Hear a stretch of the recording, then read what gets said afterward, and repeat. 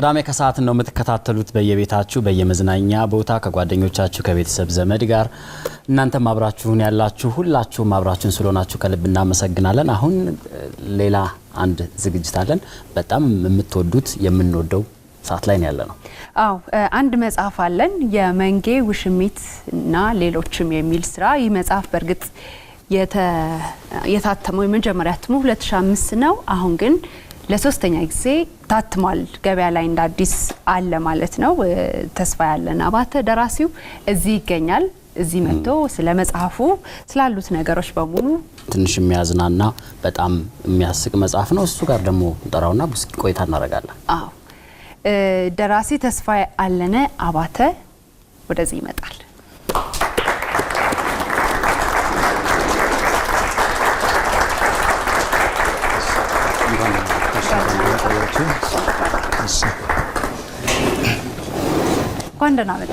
እንኳን ደህና ቆያችሁኝ። መጽሐፍን ስናይ በጣም ብዙ የሚያዝናኑ ቁም ነገሮችም አሉት። በተለይ ደግሞ ባንተ እድሜ ላይ ያሉ ልጆች የነበራቸውን ትዝታ የሚያሳይ ነገር አለው። ከመጽሐፍ ውስጥ እንደው መጀመሪያ ብናወራበት ደስ የሚለኝ የማስታወቂያ ስራ መሆኑን ሳላውቅ የጀመርኩት በልጅነቴ ነበር። ጢብኛ በማስተዋወቅ የሚል ታሪክ አስቀምጠሃል። ልጅነት ለድርሰትና ጋዜጠኝነት አስተዋጽኦ እንዳለውም እንደዚሁ መናገር እንችላለን። እውነት ነው። ማለት በፊት አሁን ላይ ለምሳሌ ፌስቡክ ምናምን አለ። እኛ በነበርንበት እኔ ለምሳሌ ሰባዎቹ መጀመሪያ አካባቢ ላይ ነው የተወለድኩት። የዛ ጊዜ ላይ የብር ጓደኛ ምናምን የሚባል ነገር በደብዳቤ የምንጻጻፈው ነው እንጂ እንዲህ ከኤሌክትሮኒክስ ጋር የተገናኘ ነገር አልነበረም። ስለዚህ ያ የምንጻጻፈው ነገር በራሱ ለስነ ጽሁፍ እድገት አለው አንድ ትልቅ አስተዋጽኦ። ሁለተኛ ደግሞ የቲያትር ክበብ ውስጥ ሰራ ነበር። ዣንጥላ የሚባል የቲያትር ክበብ ነበር በቤተሰብ መምሪያ ስራ ያለ። ስለዚህ እዛ ውስጥ መሳተፌም የብር ጓደኝነቱ ላይ የነበረው ምልልስ ትልቅ አስተዋጽኦ አለው። ጢብኛ እንዴት ነበር የምታስተዋውቀው? ጢብኛ የምናስተዋውቀው የቆንዶ የሚባል ነገር አለ ሀረር አካባቢ የሚዘጋጅ ተልባ ሚጥሚጣቺ ደቃቋ ቺሊ የምትባለቻ እሷ አብራት ፈጭና ከጨው ጋር ተደርጎ ጢብኛ ወይም አንዳንድ ቦታ ላይ ጋሬ ነው ምናምን ይሉታል መሰለኝ ስያሜው ላይ እሱ ላይ ያደርጉና ልዩነት የሚፈጥሩት በሱ ነው። አንዳንዱ ባዶን ይሸጣል፣ አንዳንዱ ደግሞ በቆንዶ ይሸጣል። ስለዚህ በቆንዶ የሚሸጠው የተሻለ ገበያ ይኖረዋል፣ ማባያ ያለው ማለት ነው። ስለዚህ ማስታወቂያው ከዛ ይጀመረ። እሱም በነፃ ሲሰጡን ነው እኛ ለነሱ በስፋት እናስተዋውቀላቸዋለን። ስለዚህ ሰዎች መጥተው በቀላሉ እየገዟቸው ይሄዳሉ። ባለቆንዶ ተብሎ ባለቆንዶ ይባላል። የማንኛውም ኢትዮጵያዊ ልጅነት ከዚህ ሊዘል አይችልም። እነዚህ ነገሮች ካላደረግ ልጅነቴ ብለህ የመናገር ድፍረቱ አይኖርህም አልክ።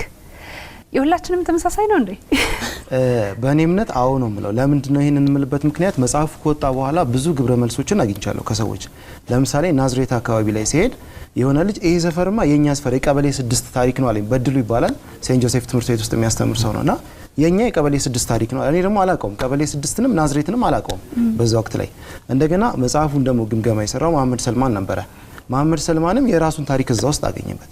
ሌሎችም ሰዎች ከተለያየ ከጎንደር ከትግራይ ከጋምቤላ ምናምን መልስ የሚሰጡኝ ሰዎች ነበሩ። እነዛ ሁላ ራሳቸውን ሲያገኙበት ለካ የጻፍኩት ነገር ትክክል ነው ብዬ አምኜበታለሁ። ሁለተኛ ደግሞ ኢትዮጵያንን የትም ብንሆን ማለት ነው። እውነት ነው። ስለዚህ ከዛ አንፃር እውነት ነው ብዬ አምናለሁ። አሁን ትንሽ ቀየር ያለ ነገር አለ እንጂ አሁን ትንሽ ተቀየረ እንጂ ድሮ ብዙ የሚመሳሰል ነገር ነው። ለዛ ይመስለኛል እንዲያውም ስናነበው በጣም ደስ የሚል ነገር ያገኘንበት። የስታድጉ መሆን ትፈልጋላችሁ የሚለው የመምህራችሁ ጥያቄና መልሳችሁ በጣም አነጋጋሪ ነበረ መጽሐፍ ላይ። እስኪ ስለሱ አጫውቱ። ማለት ሹፈት ነው እሱ ጋር ያለው ነገር። አብዛኛው ነገር ሹፈት ነው። ምን መሆን ትፈልጋላችሁ ሲባል ዶክተር። የምን ዶክተር ሲባል የክብር ሰውየው የሚጠብቀው የህፃናት ዶክተር የምናምን እዛ ግን መልስ የሚሰጡት የክብር እና እንደዛ አይነት ነገሮች አሉት። ምልልሳቸው ላይ ነው ትልቁና ትንሽ የነበረው ከአስተማሪ ጋር የነበረው ነገር ልዩነታችንን ሰፊ አድርጎት ነበር። ያ ልጅ ግን ምን ሆነ ልጠይቅ ነበር እሱ። ብዙ ናቸው አሁን እዛ ጋር የሚያወሩት። የክብር የምትለዋ ሴት ነች እዚያ ማለት እሷ የምሁር ልጅ ነኝ ብላ ነው የምታወራው። የምሁር ልጅ ብሎ አድንቋት ከጨረሰ በኋላ ነው ለመሆኑ ምንድነው የምትፈልጊው? የህፃናት ዶክተር ነው የምትሆኚው? የልብ ሐኪም ነው መሆን ፈልጊው? ምንድነው ብሎ ሲጠይቃት አይ የክብር ትሏለች። ያ የክብር የሚለው ነገር ለተማሪው ግልጽ አልነበረም በወቅቱ። አናውቀውም የክብር ዶክትሬት የሚባለው ነገር አናውቀውም ነበርና እንዲህ አይነት ነገሮች ነበሩት። ጥሩ እንግዲህ ድድ ማስጫ በሚለው ርዕስ ስር ስለ ተማሪዎች ስለ ተሸካሚዎቹ ያነሳው ነገር አለና ስለ አእምሮ ህሙማኑም በጣም ደስ የሚል ታሪክ ነግረህናል። በተለይ ደግሞ የቀሽቲ ታሪክ ትንሽ ወጣ ያለም ነገር ነበረው። ስለሱ አውራን እስኪ። ድድ ማስጫ ማለት አካባቢው ለምሳሌ ያህል ትንሽ አደባባይ ነች። ወደኛ ወደ ቀላዳምባ የሚባለው ሰፈር ጋር አደባባይ ነው። 3 መስመር ያለው ነው። ከታች ከጎዴ ሆቴል የሚባል የሚመጣ ወደ ኮምቦልቻ የሚሄድና ወደ ስራ መሀንዲስ የሚሄድ ቦታ ነው። ያቺ ሴንተር ነች። እዛች ቦታ ላይ አደባባዩ ላይ ብዙ ሰዎች ይቀመጣሉ። ከነዛ ውስጥ ዋናዎቹ የአእምሮ ህሙማንና ሀማል እንላቸዋለን። እኛ አካባቢ ተሸካሚዎች ናቸው የሚኖሩት ማለት ነው።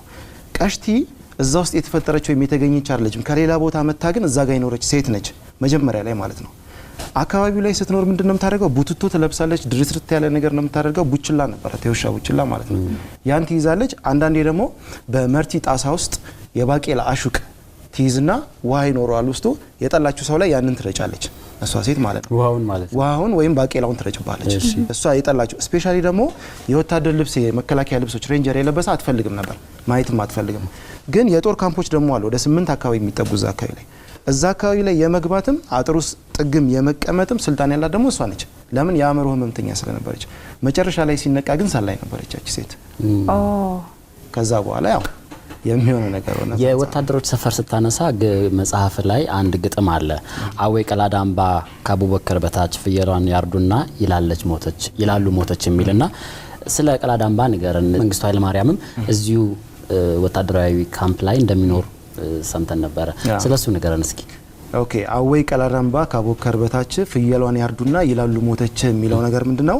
አካባቢው ላይ ቀላዳምባ ማለት መጀመሪያ ደረጃ እንደነገርኳችሁ 8 አካባቢ የጦር ካምፖች የነበሩበት ሰፈር ነው በወቅቱ ማለት ነው። ለአካባቢው እድገት መቀጨጭም ትልቁን አስተዋጽኦ ያደረጉት እነዛ ካምፖች ናቸው። ምክንያቱም ካምፕ ባለበት አካባቢ ላይ ሰፊ ልማት መስራት ከባድ ነው የሚሆነው። እኔ ደብረ ዘይትንም ስላየው ደብረ ዘይት አየር ኃይል አካባቢ ላይ ከባድ ነው ልማቶችን ማምጣት። ወደዚህ ስንመጣ ነው ልማቱ እየሰፋ ያለውና እኛም ሰፈር ላይ የነበረው ይሄ ነው። ሁለተኛ ነገር እቺ ግጥሟ የመጣችበት የመንደሬው ግጥም ብያስቀመጥኩባት ምክንያት ምንድነው? ጋራ አለ፣ የጊዮርጊስ ጋራ። እዛ አካባቢ ላይ በጎች ወይም ፍየሎች ለማገድ እንወጣለን። ከብት ባይኖርም ለበዓል ሲገዛ ማለት ነው። ለማገድ በምንወጣበት ሰዓት ላይ አካባቢው ላይ ያሉ ልጆች ሀረር በጫት እንታወቃለን አይደል? ስለዚህ ሁሉም ሰው ባይቅምም ማለት ነው። እንደሚወራ ሁሉም ሰው ይቅማል ማለት አይደለም አይደል? እኔ ለምሳሌ አልቅምም። ግን ምንድነው የሚደረገው? ጫቱን ይዘው ጋራ ላይ ይወጣሉ ልጆች። ከወጡ በኋላ ከቃሙ በኋላ ምን አደረጉ?